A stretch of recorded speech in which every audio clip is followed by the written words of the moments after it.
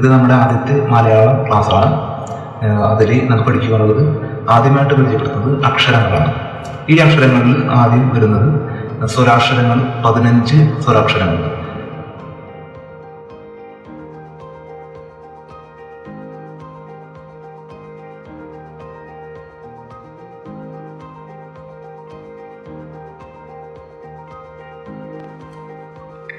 അതിനുശേഷം വരുന്നത് 36 വ്യഞ്ജനാക്ഷരങ്ങളാണ്.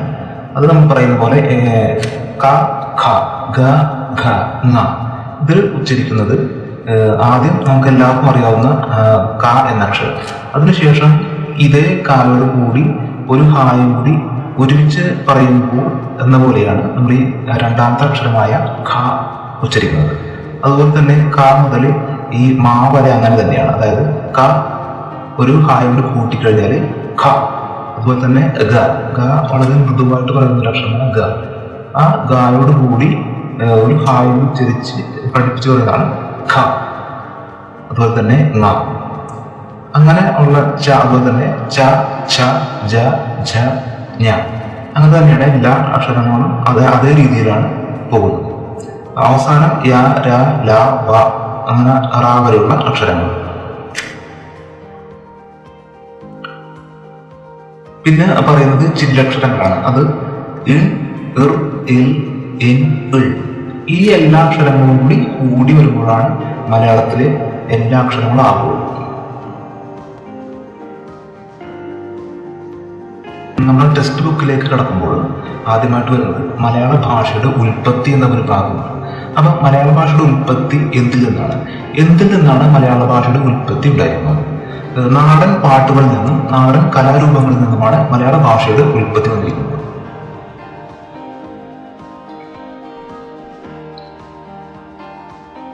മലയാള ഭാഷയുടെ പിതാവ് എന്നറിയപ്പെടുന്നത് ആര്?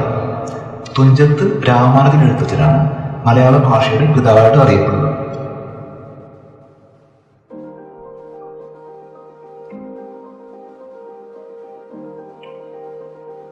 എഴുത്തച്ഛൻ മലയാള ഭാഷയുടെ പിതാവായി അറിയപ്പെടാൻ കാരണമെന്താണ്? എഴുത്തച്ഛന് മുമ്പ് ജീവിച്ചിരുന്ന കവികളുടെ കൃതികളിൽ സംസ്കൃതത്തിന്റെയും തമിഴിന്റെയും സ്വാധീനം കാണുന്നു. പക്ഷേ സാധാരണക്കാർക്ക് വേണ്ടി കവിതകൾ രചിച്ചിരുന്ന എഴുത്തച്ഛന്റെ കൃതികളിൽ മറ്റു ഭാഷകളുടെ സ്വാധീനം കാണുന്നില്ല. അതുകൊണ്ടാണ് അദ്ദേഹം മലയാള ഭാഷയുടെ പിതാവായി അറിയപ്പെടുന്നത്.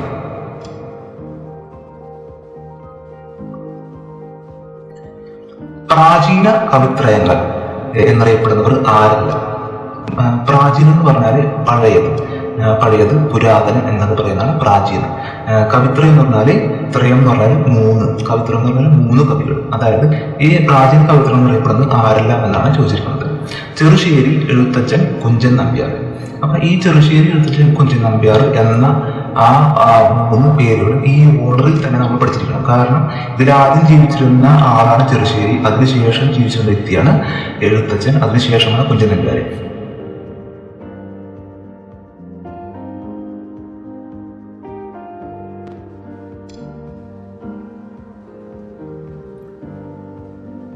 ചെറുശ്ശേരി നമ്പൂതിരി ജീവിച്ചിരുന്ന കാലഘട്ടം ഏത്?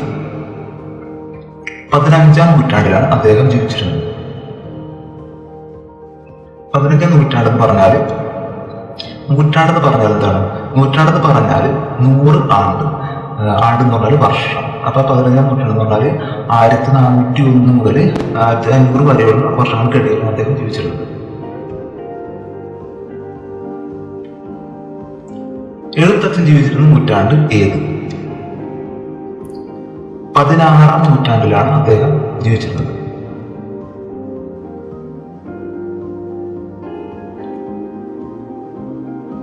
കുഞ്ചൻ നമ്പ്യാർ ജീവിച്ചിരുന്ന നൂറ്റാണ്ട് ഏത്? 18-ാം നൂറ്റാണ്ടിലാണ് അദ്ദേഹം ജീവിച്ചിരുന്നത്.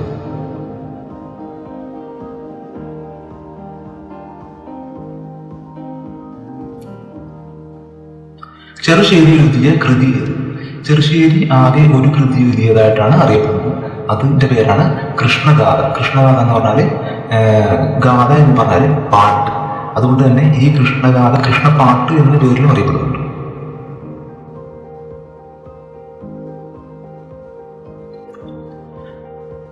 കൃഷ്ണഗാഥ എന്ന കൃതി അറിയപ്പെടുന്ന മറ്റൊരു പേര് ഏത്? കൃഷ്ണപാട്ട്. അതുകൊണ്ട് കൃഷ്ണഗാഥ ആരെഴുതി, കൃഷ്ണപ്പാട്ട് ആരെഴുതി എന്ന് ചോദിച്ചാലും ഒരു ഉത്തരമാണ്, അതാണ് ചെറുശ്ശേരി.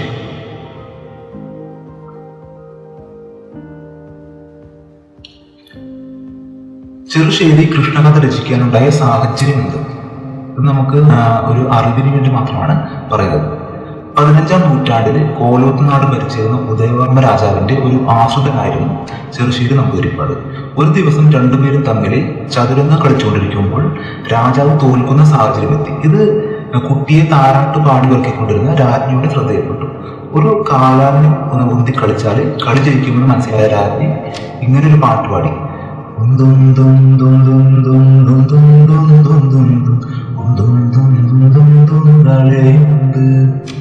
അപ്പൊ ഈ പാട്ട് കേട്ട് കഴിഞ്ഞപ്പോൾ രാജാവിന് കാര്യം മനസ്സിലായി.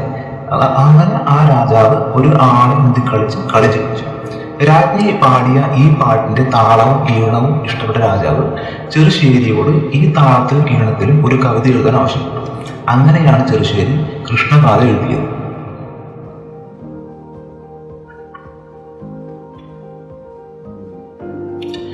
കൃഷ്ണഗാഥ രചിച്ചിരിക്കുന്നത് ഏത് വൃത്തത്തിൽ? മഞ്ചരി വൃത്തത്തിൽ. അപ്പൊ ഈ വൃത്തം എന്ന് പറഞ്ഞാൽ എന്താണ്? നമ്മൾ ഈ കവികളൊക്കെ പഴയ കാലത്ത് ജീവിച്ചിരുന്ന അല്ലെങ്കിൽ വളരെ പണ്ഡിതന്മാരായ കവികളൊക്കെ ഈ കവിതകൾ രചിച്ചിരുന്നത് വൃത്തത്തിലായിരുന്നു. വൃത്തം എന്ന് പറഞ്ഞാൽ പദ്യം വാർക്കുന്ന തോതിനെയാണ് വൃത്തം എന്ന് പറയുന്നത്. അതായത് ഇപ്പൊ മഞ്ചരി വൃത്തത്തിൽ കൃഷ്ണഗാഥ രചിച്ചു. ഇതേ മഞ്ചരി വൃത്തത്തിൽ വേറൊരു കവിത രചിക്കുകയാണെങ്കിൽ ഈ കൃഷ്ണഗാഥ നമ്മൾ ആലപിക്കുന്ന അതേ ട്യൂണിലും താളത്തിലും നമുക്ക് ആ കൃതി, ആ കവിത വായിക്കാൻ കഴിയും. അതാണ് ഈ വൃത്തത്തിന്റെ പ്രത്യേകത. ഇപ്പൊ മാവേലി നാട് വാണിടും കാലം എന്ന ആ കവിതയുടെ വൃത്തം പറയുന്നത് മാവേലി വൃത്തമാണ്.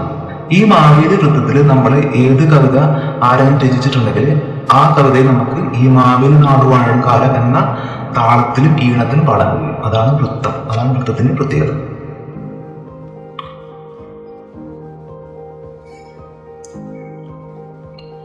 ഭക്തി പ്രസ്ഥാനത്തിന്റെ ഉപജ്ഞാതാവ് ആര്? എഴുത്തച്ഛൻ. അദ്ദേഹത്തിന്റെ രൂപത്തിലും ഭാവത്തിലൊക്കെ ആ ഭക്തി നമുക്ക് കാണാൻ കഴിയുന്നുണ്ട്. അപ്പൊ ഭക്തി പ്രസ്ഥാനത്തിന്റെ ഉപജ്ഞാതാവ് ആരാണെന്ന് ചോദിച്ചാൽ എഴുത്തച്ഛനാണെന്ന് ഓർക്കാനുള്ളൊരു കാര്യമാണ് ഞാൻ പറഞ്ഞത്.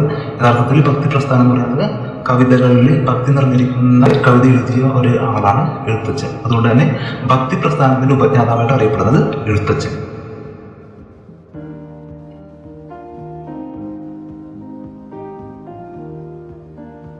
എഴുത്തച്ഛന്റെ പ്രധാന കൃതികൾ ഏവം: അധ്യാത്മരാമായണ കിളിപ്പാട്ട്, മഹാഭാരതം കിളിപ്പാട്ട്. ഈ അധ്യാത്മരാമായണ കിളിപ്പാട്ട്, മഹാഭാരതം കിളിപ്പാട്ട് ഇതൊക്കെ എഴുത്തച്ഛന്റെ കൃതികളാണ്. കിളിപ്പാട്ട് പ്രസ്ഥാനത്തിന്റെ ഉപജ്ഞാതാവ് എന്നുകൂടി അദ്ദേഹം അതുകൊണ്ട് തന്നെ അറിയപ്പെടുന്നു.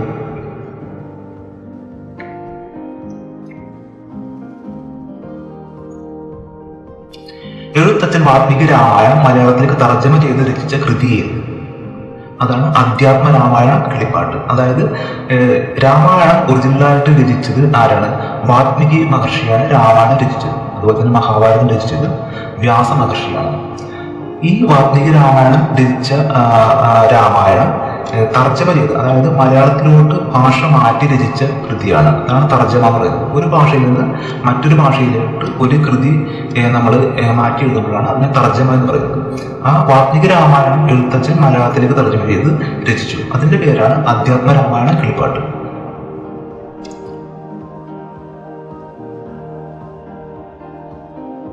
തുള്ളൽ പ്രസ്ഥാനത്തിന്റെ ഉപജ്ഞാതാവ് ആര്?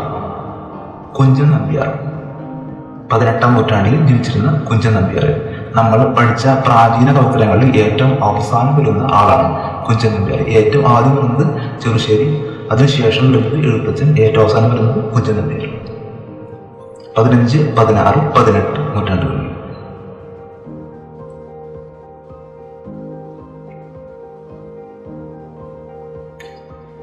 സമൂഹത്തിൽ നടന്നുകൊണ്ടിരുന്ന അനീതികൾക്കെതിരെ കുഞ്ചൻ നമ്പ്യാർ നർമ്മരൂപത്തിൽ അവതരിപ്പിച്ചിരുന്ന കലാരൂപമാണ് തുള്ളൽ.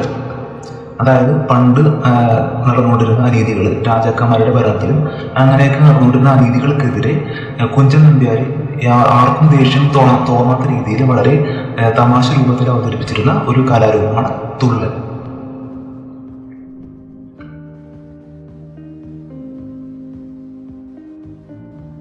ഇനി നമുക്ക് വേണമെങ്കിൽ പഠിച്ച കാര്യങ്ങൾ ഓർമ്മയുണ്ടോ നോക്കാം. ആദ്യം ചോദ്യം തരികയും അതിനുശേഷം ഒരു ഇടവേളയിട്ട് ഉത്തരം തരികയും ചെയ്യുന്ന ഒരു ക്രമമാണ് ഇതിൽ സ്വീകരിച്ചിരിക്കുന്നത്.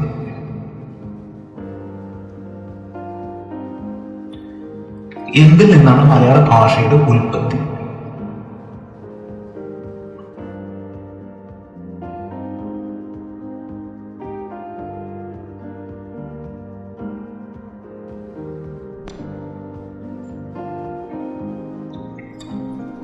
മലയാള ഭാഷയുടെ പിതാവ് എന്നറിയപ്പെടുന്നത് ആര്?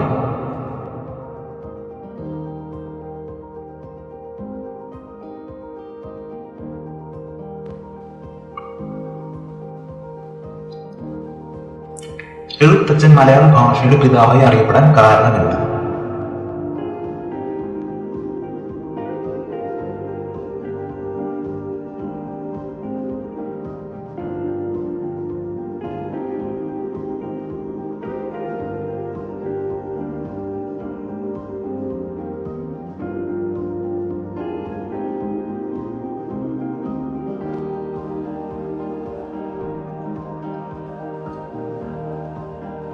പ്രാചീന കവിത്രയങ്ങൾ എന്നറിയപ്പെടുന്നവർ ആരെല്ലാം?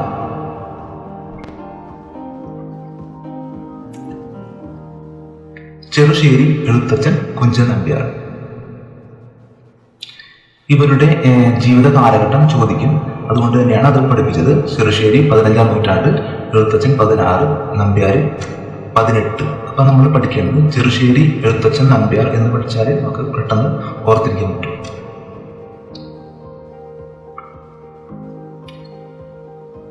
ചെറുശ്ശേരി നമ്പൂതിരി ജീവിച്ചിരുന്ന നൂറ്റാണ്ട് ഏത്?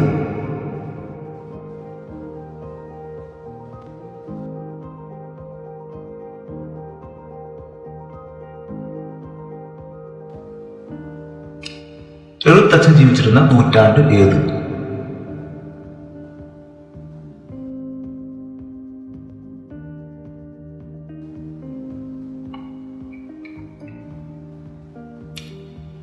കുഞ്ചൻ നമ്പ്യാർ ജീവിച്ചിരുന്ന നൂറ്റാണ്ട് ഏത്?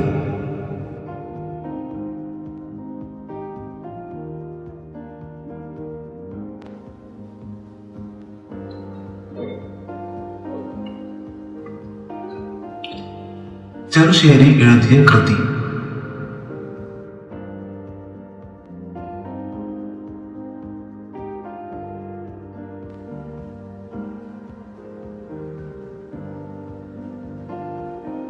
കൃഷ്ണഗാഥ എന്ന കൃതി അറിയപ്പെടുന്ന മറ്റൊരു പേര്?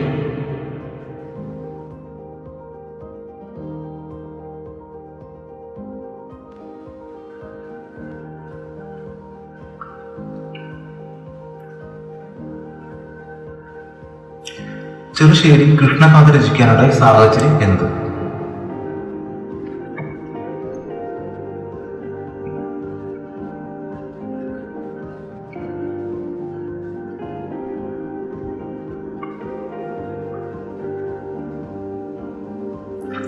കൃഷ്ണഗാഥ രചിച്ചിരിക്കുന്നത് ഏത് വൃത്തത്തിൽ?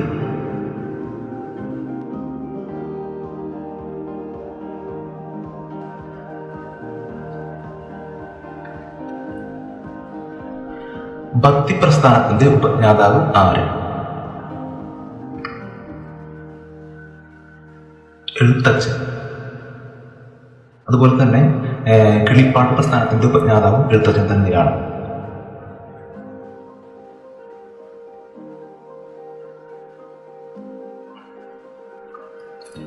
എഴുത്തച്ഛന്റെ പ്രധാന കൃതികൾ ഏവ?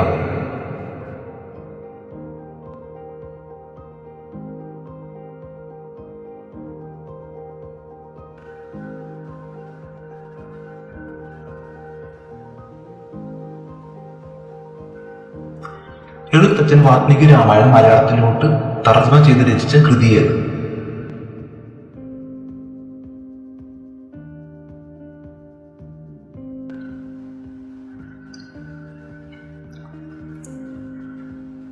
തുള്ളൽ പ്രസ്ഥാനത്തിന്റെ ഉപജ്ഞാതാവ് ആര്?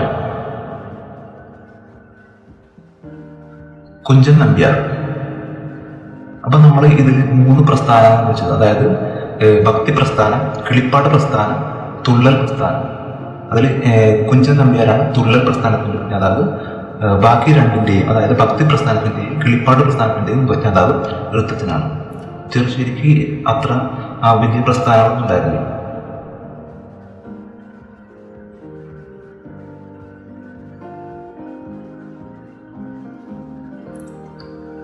സമൂഹത്തിൽ നടന്നുകൊണ്ടിരുന്ന അനീതികൾക്കെതിരെ കുഞ്ചൻ നമ്പ്യാർ നർമ്മരൂപത്തിൽ അവതരിപ്പിച്ചിരുന്ന കലാരൂപമായിരുന്നു.